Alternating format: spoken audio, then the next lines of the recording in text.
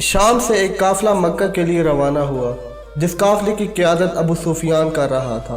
اس قافلے میں 50,000 مالیت کے سونے کے سکے اور قیمتی ریشمی کپڑا شامل تھا۔ لیکن اس قافلے کو مدینے سے ہو کر مکہ کے لیے پہنچنا تھا، اور مدینے میں موجود مسلمان اس قافلے کو لوٹنے کا ارادہ رکھتے تھے۔ جو ہی یہ خبر ابو سفیان تک پہنچی کہ مدینے میں موجود مسلمان اس قافلے کو لوٹنے کا ارادہ رکھتے ہیں، تو اس نے فوراً قافلے کا رخ بدل دیا۔ ایک منٹ، مسلمان کیسے قافلہ لوٹ سکتے ہیں، وہ بھی رمضان المبارک کے مہینے میں؟ جی ہاں، اصل میں اس قافلے میں سارا کا سارا سامان وہ تھا جو 1 سال پہلے مسلمانوں سے مکہ کے کفار نے چھین لیا تھا۔ کفار نے جب 1 سال پہلے مسلمانوں کو مکہ سے زبردستی بے دخل کر دیا، ان کی جائیدادیں چھین لیں اور ان کے جو کاروبار سیٹ تھے، کپڑے کا کاروبار، کھجور کا کاروبار، اس پر اپنا قبضہ جما لیا، اور مسلمانوں نے صرف اپنے جسم پر جو کپڑا پہنا ہوا تھا اسی حالت میں ہجرت کرنے پر مجبور کر دیا۔ مسلمان 1 سال سے اس قافلے کے انتظار میں تھے کہ کب یہ قافلہ آئے اور ہم اپنا لوٹا ہوا مال واپس لے لیں، لیکن جب بھی یہ خبر ابو سفیان تک پہنچی تو اس نے فوراً قافلے کا رخ چینج کر دیا اور ایک اپنا قاصد دوڑایا مکہ والوں کی طرف۔ جب یہ قاصد مکہ کی دھرتی پر پہنچا اور اس قاصد نے مکہ پہنچتے ہی اپنی سواری کے کان کاٹ دیے اور اپنے کپڑے پھاڑ دیے اور زور زور سے چیخنے لگا کہ اے مکہ والوں، مسلمان آپ کا وہ قافلہ لوٹنے کا ارادہ رکھتے ہیں۔ اتنے میں قریش کے سب سے بڑے سردار ابو جہل بھی وہاں پر آ گئے۔ ابو جہل نے قاصد سے پوچھا کہ کتنے آدمی تھے؟ قاصد نے کہا یہی 313۔ تو ابو جہل نے کہا ہم 1000 آدمی لے کر جائیں گے۔ قاصد سے ابو جہل نے پوچھا ان کے پاس کتنے گھوڑے ہوں گے؟ تو قاصد نے کہا یہی 2، 4، 5۔ ابو جہل نے کہا ہم 100 گھوڑا لے کر جائیں گے۔ پھر ابو جہل نے پوچھا قاصد سے کہ ان کے پاس کتنے اونٹ تھے، کیمل؟ تو قاصد نے کہا یہی 60، 70، بس اتنے ہوں گے۔ تو ابو جہل نے کہا ہم 170 اونٹ لے کر جائیں گے۔ اور یوں ابو جہل کی قیادت میں مکہ سے 1000 کا قافلہ نکل پڑا۔ مسلمان پہلے ہی کیونکہ مدینہ سے نکل چکے تھے تو مسلمانوں کو تو کوئی پرواہ نہیں تھی۔ ادھر سے وہ قافلہ بھی پہنچ گیا ابو جہل کا، اور بدر کی وادی میں دونوں آمنے سامنے ہو گئے۔ 17 رمضان المبارک 612 عیسوی بمطابق 2 ہجری جنگ بدر کا مارکہ وجود میں آیا، جب اللہ کے نبی حضرت محمد صلی اللہ علیہ وسلم نے دعا کی اے اللہ، اگر یہ 313 آج اس دھرتی سے چلے گئے تو تمہارا نام لینے والا قیامت تک کوئی بھی نہیں ہوگا۔ اس دعا کے ساتھ جنگ کا آغاز ہوا۔ کفار کے 3 گنا باری لشکر جو مسلمانوں کے خلاف لڑنے کے لیے آیا تھا سامنے کھڑا تھا۔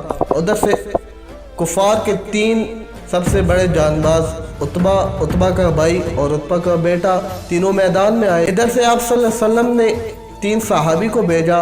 عتبہ نے کہا اے محمد، ہمارے مقابلے کا کوئی آدمی ہے تو وہ ہمارے مقابلے میں لے کر لاؤ، ہم اپنے سے کم تر سے لڑائی نہیں کرتے۔ تو پھر آپ صلی اللہ علیہ وسلم نے اپنے سب سے قریبی چچا حضرت حمزہ، حضرت عبیدہ اور 24 سال کے شیر خدا حیدر کرار حضرت علی المرتضیٰ کو میدان میں بھیجا۔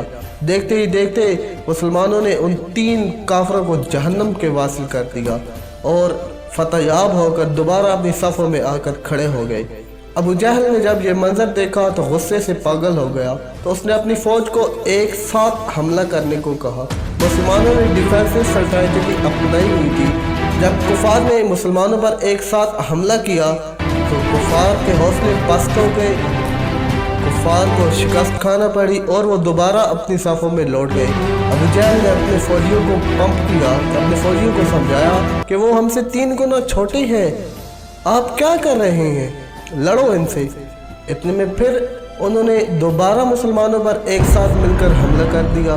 اس لمحے میں یہ ہوا کہ ابو جہل مارا گیا جو کفار کا سب سے بڑا سردار تھا، اور کفار کی فوج میں افراتفری پھیل گئی कुफार की फौज मैदान बदर छोड़कर भागने पर मजबूर हो गई। इधर मक्का में मौजूद कुफार जश्न का इंतज़ार कर रहे थे कि उन्हें पता था कि 1000 का लश्कर अपने से 3 गुना छोटे लश्कर को फौरन शिकस्त देकर वापस लौटता होगा।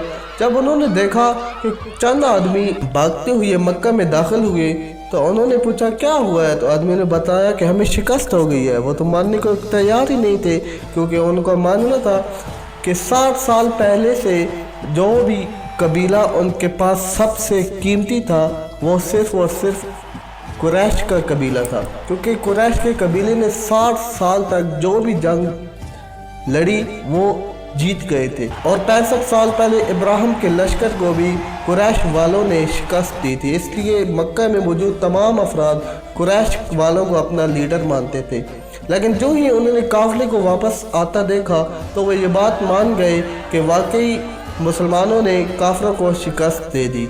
इधर आप सल्लल्लाहु अलैहि वसल्लम के साथ ही बदर की वादी में जश्न मनाने लगे, क्योंकि मुसलमान जंग जीत चुके थे और अल्लाह पाक ने मुसलमानों को एक अजीम शिकस्त से नवाज दिया।